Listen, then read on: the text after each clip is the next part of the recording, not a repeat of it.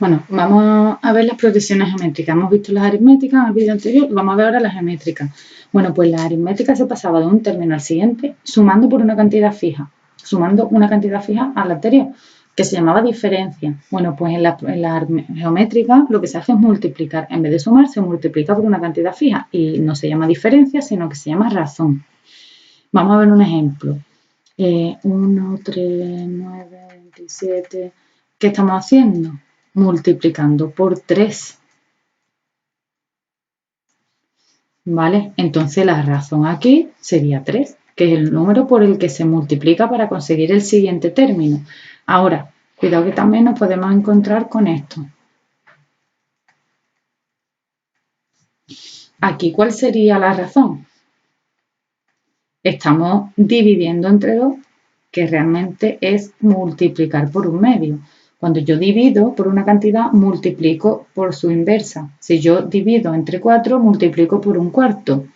Si yo divido por 2, multiplico por un medio, en este caso. Por tanto, aquí la razón es un medio. Bueno, ahora vamos a ver el término general, como vimos en la aritmética. El término general. Esta es la expresión del término general de una progresión geométrica. Vamos a ver cuál es el término general de esta primera. Se deja en función de n, que es la posición. Se deja en función de la posición. Yo aquí voy a conocer el término dependiendo de la posición en la que se encuentre. Entonces, se deja en función de n. A sub 1 es 1 por r, que es la razón, es 3, elevado a n menos 1. N es la posición. ¿Vale? Pues el término general de esta primera progresión es 3 elevado a n menos 1. Ya podemos calcular cualquier término a partir del general. Por ejemplo, el tercer término será a sub 3 y sustituyo, donde tengo la n, pongo el 3 y es 9. ¿Veis? A sub 3 es 9. A sub 4, así el término que quiera lo puedo obtener dependiendo de la posición mediante la expresión del término general. ¿Vale? Ahora, igual que aquí, cuidado, porque aquí el primer término sería, vamos a hacerlo un momentito, a sub 1 es 16, para ver cuál es la expresión del término general de esta segunda. El primer término es 16, a sub 1 16, r es un medio, por un medio, elevado a n menos 1, se deja también en función de la posición. ¿Vale? Bueno, la suma de los n primeros términos de una progresión geométrica con r distinto de 1, ¿vale? R tiene que ser distinto de 1. No podemos dividimos entre r menos 1, por tanto tiene que ser distinto de 1 para que el denominador no sea 0. ¿Vale? Voy a borrar.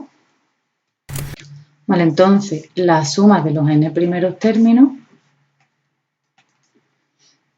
es a sub 1 por r elevado a n menos a sub 1 partido de r menos 1.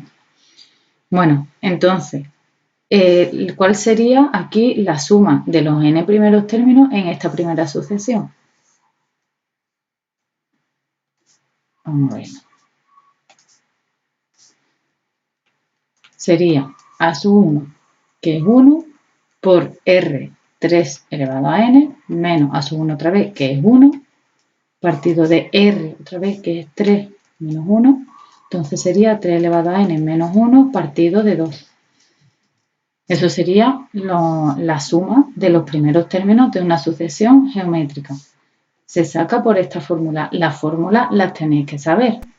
Hay formas de sacarlas también y no tener que aprenderlas.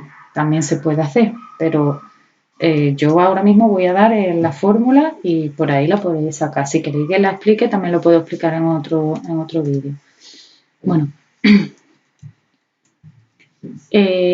ya tenemos cómo se calcularía la suma en esta sucesión de los términos que quiera. Por ejemplo, si yo quiero la suma de los 3 primeros números, términos, pues sería s sub 3.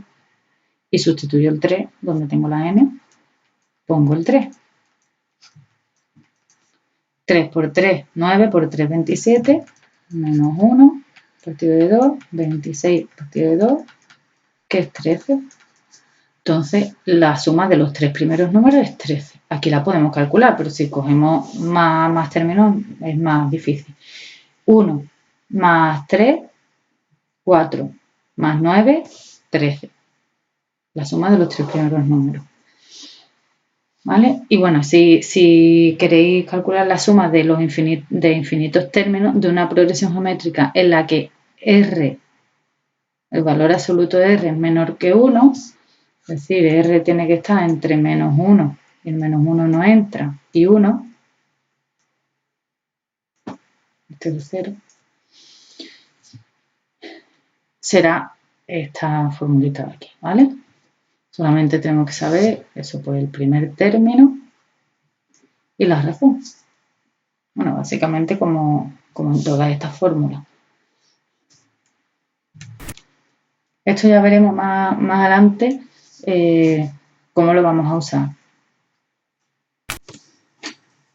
Fijaos también que si R, la razón, es mayor que 1 o es 1, ¿vale? En este caso, si tengo 3, el primer término, y R es 1, sería 3, 3, 3, 3, sumando infinitas veces 3, pues me va a dar infinito.